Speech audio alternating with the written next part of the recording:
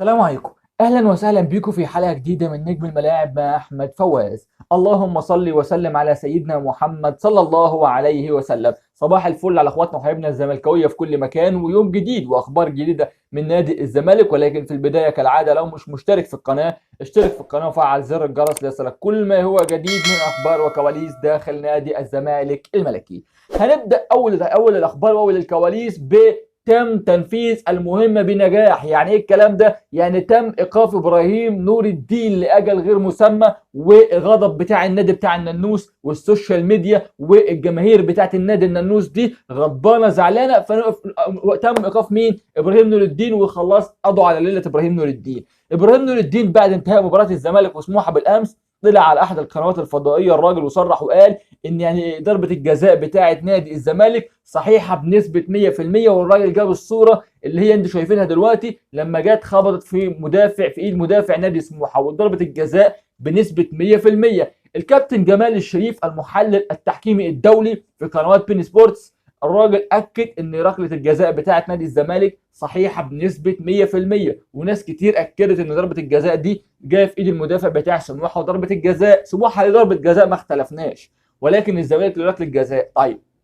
الراجل تعرض لحمله كبيره شرسه من جماهير النادي المنافس وهجمه الراجل، فالراجل طلع على احدى القنوات الفضائيه واتكلم وقال ان ركله الجزاء بتاعه الزمالك صحيحه، والراجل يعني ابدى رايه. بعد انتهاء المكالمه على طول الاتحاد المبجل، اتحاد الكره المحترم، الاتحاد العظيم، علشان يرضي جمال علام بيه والدرلداني باشا علشان يرضوا بيبو، تم ايقاف ابراهيم نور الدين لاجل غير مسمى. ليه؟ قال لك عشان هو طلع وعمل مكالمه لان الكلام ده ممنوع. يا حبيب قلبي ده واضحه، يا حبيب قلبي ده واضحه وضوح الشمس يا بيه. طب الجماهير بتاعت النادي المنافس عماله تهاجم الاخ بتاع الجزائر يا جماعه الخير اللي كان محكم لهم اخر مباراه دوت، وعمالين يهاجموا طوب الارض، عمالين اي حكم يحكم لهم يخسروا منه لازم يهاجموه. انا ما اعرفش، فانت المفروض اتحاد كره قدم يعني ايه الكلام ده؟ حتى لو المفروض، طب اقول لك على حاجه، الاتحاد المصري او لجنه الحكام لما بتيجي توقف حكم او ما تخلوش حكم مباريات او الكلام ده وتدي له عقوبه، محدش بيعرف بيها، وايه بتقول لك ايه دي في الاوضه المغلقه ومحدش بيعرف بالعقوبات. اشمعنى دي اللي اعلنتوها؟ اشمعنى دي اللي قلت له اللي في كل واحد فتح بقه قد كده وقال لك ايه يا حبيب قلبي تم ايقاف ابراهيم نور الدين لاجل غير مسمى؟ اشمعنى دي يعني؟ عشان تهدي جماهير النادي المنافس؟ عشان ترضي بيبو؟ ايه يا عم الشغلانه بتاعتكم دي؟ ده انتوا خليتوها خرا خالص.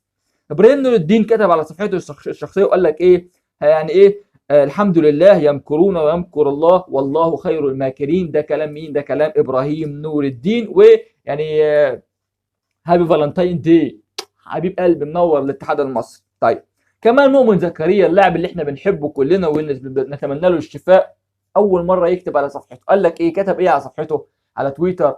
ابراهيم نور الدين وسكت. حبيب قلبي يا مؤمن، حبيب قلبي يا مؤمن منور. طيب، كمان طبعا كلنا عرفنا ان مباراه الزمالك وسموحه بالامس اللي قدر النادي الزمالك يفوز بيها بنتيجه 3 اهداف مقابل هدف. نادي الزمالك يعني او اللي كان رجل المباراه بالامس سيف فاروق جعفر، واللي كان متالق ربنا يوفقه. كمان النهارده نادي الزمالك هيستأنف تدريباته على طول وهيعمل استشفاء للاعبين النهارده، وفيريرا هيعمل جلسه النهارده مع اللاعبين وهيستعدوا بكره. نادي الزمالك على طول ما عندوش راحه، بكره ان شاء الله هيتوجه الى مدينه ليبيا استعدادا لموقعة نادي المريخ السوداني اللي هتكون يوم الجمعة بمشيئة الرحمن.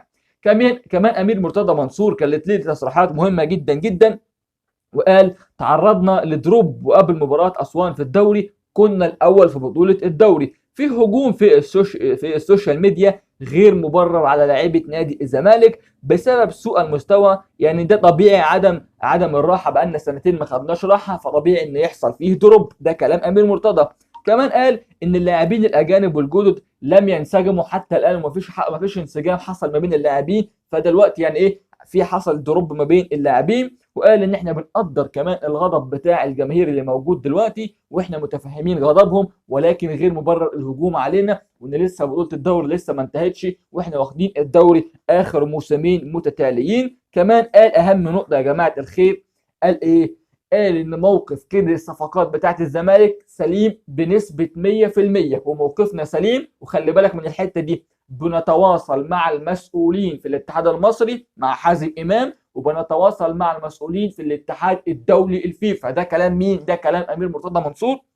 وقال خلال ساعات هيتم تحديد الموقف بشكل نهائي، وان شاء الله خير. الموضوع هيتم كده، اللاعبين مفيش اي مشاكل، والموضوع هيتم حله خلال ساعات قليله جدا جدا. دي تصريحات امير مرتضى منصور، وكل الكلام اللي قاله بعد نهايه المباراه او ابرز اللي قاله يعني. ولكن انا في حته صغيره عايز اقولها لامير مرتضى. هو ليه حضرتك لما الزمالك بيخسر المباريات او يتعادل او بيقدم مستوى وحش محدش بيسمعك او ما بتطلعش على طول؟ ليه بس بتطلع انت بعد المباراه لما الزمالك كسب طلعت؟ يعني اشمعنى يعني؟ ما اعرفش، خير اللهم اجعله خير يعني. الكلام اللي انت قلته ده حلو وجميل، وانا مش بهاجمك ولا بنتقدك، ولكن انا عايزك تطلع يعني تقف جنب الجماهير وتطلع تصرح في الخساره قبل المكسب، ارجو من الامير مرتضى منصور. طيب، كمان يا جماعه الخير، المسؤولين في الاتحاد الدولي لكرة القدم خلال ساعات هيبعتوا فاكس رسمي للاتحاد المصري لكرة القدم، والموضوع هيتحل، ومسألة لاعيبة نادي الزمالك هيلعبوا.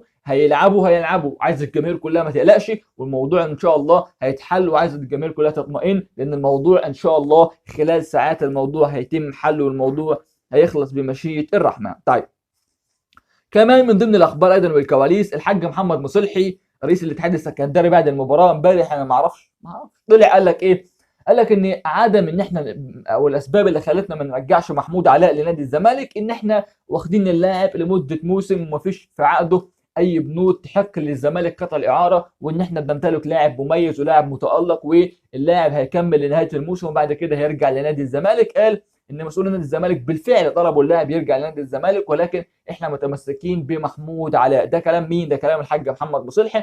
احب اقول لك يا حاج محمد مصلحي ان ده اول لاعب واخر لاعب هتاخده من نادي الزمالك في وجود حضرتك على مجلس او على رئيس مجلس اداره الاتحاد السكندري، لان انت بتدي كلام وبترجع فيه، ومش احنا مش عايزين منك صفقات ولا هندي لك صفقات. طيب، كمان خالد الغندور يعني طلع وصرح، والراجل انا ما اعرفش خالد الغندور بعد رحيله على قناه نادي الزمالك جات له يعني ايه جرأه، وما اعرفش جات له الشجاعه وحبيت الشجاعه. طب انت يا راجل عمال يهاجم الزمالك ويهاجم اداره الزمالك ويهاجم اللاعبين والكلام ده كله، بيقول لك ان رئيس نادي الزمالك التصريحات اللي كان قالها قبل كده على احمد ابو الفتوح والتصريحات دي المفروض ما كانش يقولها، وتصريحات دمرت اللاعب والكلام ده كله. طب حضرتك حلو الكلام اللي انت بتقوله ده جميل، بس ليه ما قلتش الكلام ده وانت موجود في قناه الزمالك؟ ليه بتقوله لما انت مشيت؟ انا ما بحبش كده يعني. انت طب انت مش عاجبك وضعه وفي حاجه مش عاجباك، اطلع قول الكلام ده وانت في قناه الزمالك.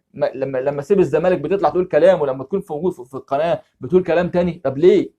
طيب، كمان امام عاشور لاعب نادي الزمالك بقى السابق واللاعب ميتلاند الدنماركي الحالي، خلاص اللاعب غادر القاهره بالامس وتوجه الى مدينه البرتغال او البرتغال خلاص للاستعداد لموقعه الدوري الاوروبي، وهيشارك اول مباراه ليه مع فريق ميتلاند الدنماركي ضد سبورتنج لشبونه البرتغالي. هو سافر البرتغال لان فريق ميتلاند الدنماركي عامل معسكر هناك وموجود هناك استعدادا لموقعه زي ما قلنا سبورتنج لشبونه، فخلاص اللاعب غادر للبرتغال. طيب، كمان من ضمن الاخبار ايضا والكواليس داخل نادي الزمالك، جوزفالدو فيريرا بعد المباراه اتكلم مع اللاعبين في اوضه اللبس وقال لهم ان انتوا اديتوا مباراه جيده للغايه، وان انتوا عليكم طالبين منكم التركيز في المباريات المقبله علشان تسعدوا نادي الزمالك. قال ان انتوا عندكم امكانيات وعندكم قدرات، ولكن دي البدايه، والمباراه بتاعت النهارده ده كلامه بالامس يعني ثقه ودفعه قويه جدا جدا. والراجل كان مجهز سيديهات لمباريات المريخ السوداني الاخيره. انا بقول لك النهارده هيبتدي يوريها للاعبين، وبكره هيوريها للاعبين، وهيفضل يوري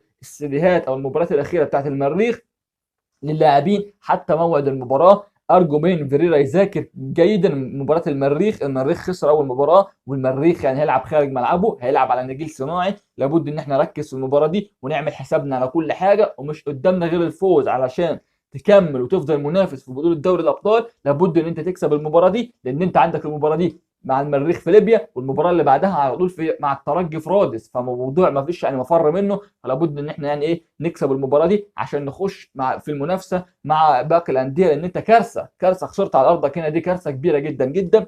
نقفل مباراه سموحه ونقفل الدوري المصري كله ونركز في بطوله دوري ابطال افريقيا، لان هي دي الاهم، هي دي الاهم. ومباراه الزمالك بالامس كسبت شيكابالا، كسبت احمد سيد زيزو، كسبت فاروق جعفر، اللاعبين كانت مطلقه. ان شاء الله ربنا يكرم وخلال الساعات المقبله يتم كده الثلاثي بالحاج ومحمود شبانه وناصر منسي، هيدوك قوه وهيدوك دفعه قويه جدا جدا. وكل التوفيق لنادينا نادي الزمالك ان شاء الله. عندنا كل الاخبار والكواليس ان شاء الله. اي اخبار جديده واي معلومات هتكون موجوده في نادي الزمالك، اكيد هنطلع معاكم اول باول. بنشكر كل الناس اللي دايما بتدعمنا باللايكات والشير، شكرا ليكم والسلام عليكم ورحمه الله وبركاته. شكرا لاحلى اجمل جمهور في الدنيا على الدعم المتواصل.